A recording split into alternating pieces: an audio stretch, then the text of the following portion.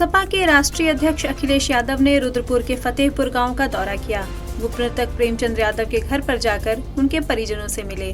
साथ ही मृतक सत्यप्रकाश दुबे के घर का भी दौरा किया।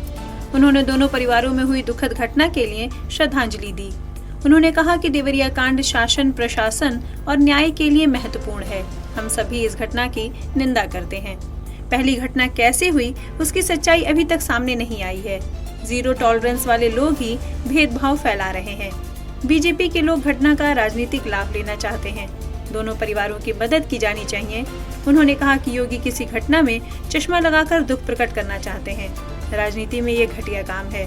अगर बुलडोजर चलने लगा तो अगली सरकार भी यही करेगी। उन्होंने कहा कि अगर आप योगी हैं तो योगी की परिभाषा यही है कि दूसरे का दुख आप अपना दुख समझें। अगर आप घर गिराना चाहते हो तो गिराओ, लेकिन जितना मुआवजा होगा उतना देना पड़ेगा। भैया भैया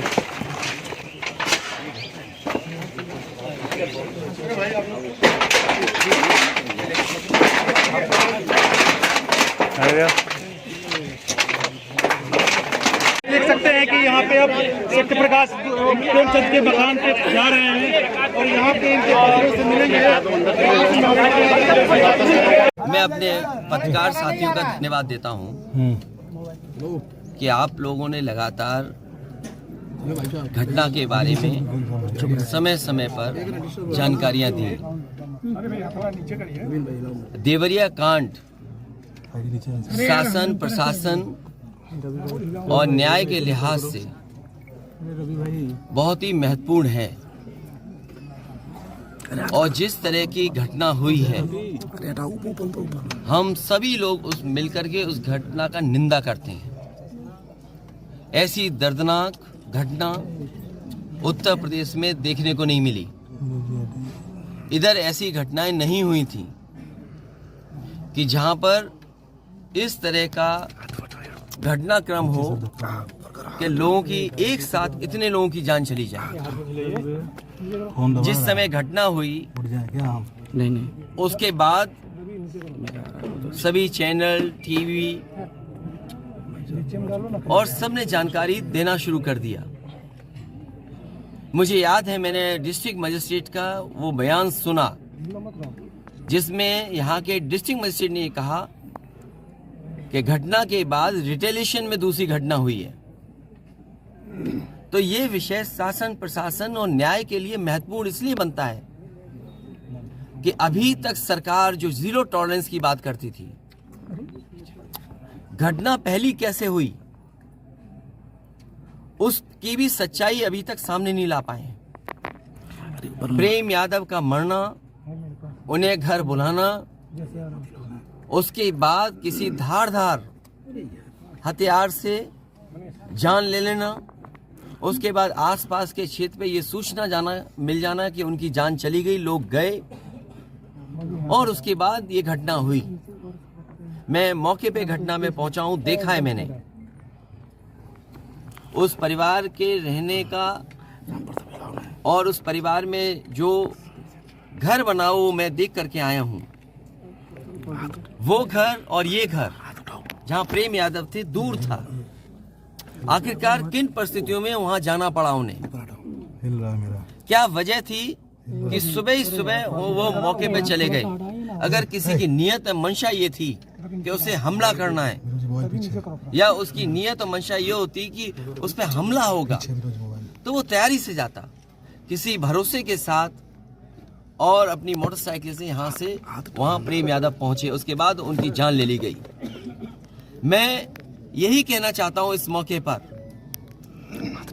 मुख्यमंत्री जी का गृह जनपद है, मंडल मत बोलिए क्योंकि दूसरा जिला, बगल का जिला भी घर मानते हैं। देवरिया, गोरखपुर, कुशीनगर, महाराजगंज, वो अपने आप को दावा करते हैं कि वो घर है उनका और जनता ने वोट भी दिया उन्हें। लेकिन जीरो टॉलरेंस वाले लोग इस तरह की भेदभाव फैलाएंगे, इस तरह की घटना होने देंगे और फिर उसका राजनीतिक लाभ लेना चाहेंगे आप। ये जितनी भी तस्वीरें आई हैं जो बीजेपी के नेताओं की आई हैं तस्वीरें मैंने देखी हैं और लोगों ने चर्चा की उन तस्वीरों को देख करके।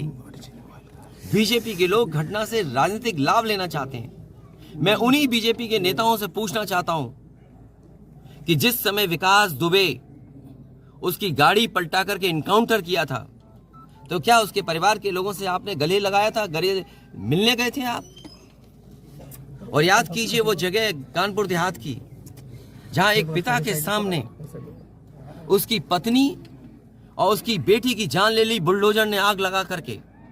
क्या ये बीजेपी के लोग उनके परिवार के लोगों से गला मिलाए लगे थे जाकर के? और मुझे याद है जब उसका परिवार का बेटा डीएम आवास में धरना दे रहा था ठंड में, उसके पूरे कपड़े उतरवा करके पुलिस ने पीटा था, उसको मारा था। उत्तर प्रदेश के लोग वो घटना भी नहीं भूलेंगे कि जहां पे एक आईपीएस ने एक ब्राह्मण परिवार की जान ले ली थी। आईपीएस उत्तर प्रदेश नहीं रह पा रहा था, भगोड़ा बन गया था, अंतर्गत उसको जेल जाना पड़ा। तो बीजेपी के लोगों से मेरी यही सलाह है, बहुत छोटे लोग हैं, किसी के दुख में चश्मा लगा करके तुम दुख प्रकट करना चाहते हो, इससे ज्यादा घटिया काम राजनीति में कोई नहीं कर सकता। ये वो लोग हैं जो घटना में राजनीतिक लाभ लेना चाहते हैं। मैं तो कहता हूं अगर ये निष्पक्ष हैं और जीरो टॉलरेंस इनके मन में है अगर, तो दोनों परिवारों की मदद करें और भेदभाव नहीं होना चाहिए। आप बुलडोजर से इस घर को डराना चाहते हैं। सवाल घर का गिरने का नहीं है, सवाल आपकी नीयत का है। और आपने अपने फैसले में ये स्वीकार कर लिया है कि आपके अधिकारी गलत थे और गलत अधिकारियों अगर नहीं थे वो अधिकारी गलत, तो बताइए आपको 20 अधिकारियों को सस्पेंड करना पड़ा, जो अधिकारी यहां रह भी नहीं रहे हैं, कभी नौकरी किए थे। आपने बड़े अधिकारी क्यों छोड़ दिए? आपने क्या उनकी जिम्मेदारी नहीं बनती? अगर आपको यह महसूस हो रहा था कि छोटे अधिकारियों के कारण ही ये जमीन इस तरह के विवाद बढ़ा है, तो आपने बड़े अधिकारियों को क्यों छोड़ दिया? आपकी जीरो टॉलरेंस की पॉलिसी कहां चली गई? और फिर आप इस घटना से राजनीतिक लाभ लेना चाहते हो। आप सवाल ये नहीं है कि एक समुदाय किस जाति बिरादरी का है, दूसरा समुदाय किस जाति बिरादरी का है। सबसे बड़ा सवाल है इस सरकार में इन लोगों की जान गई है और आपकी जीरो टॉलरेंस की पॉलिसी से उन परिवारों के सदस्यों की जान नहीं आने वाली। और ये जो डर दिखा करके आप डरना चाहते हो, जब जनता खड़ी हो जाती है, जनता की ताकत के सामने सरकार की ताकत टिक नहीं सकती। सरकार की ताकत कुछ भी नहीं है जनता की ताकत के सामने।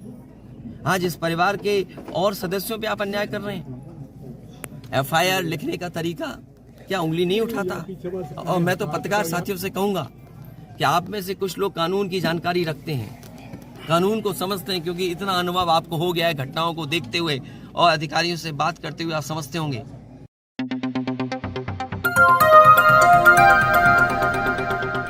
बजाओ जरा झूम के बजाओ, बजाओ बजाओ जरा झूम के बजाओ।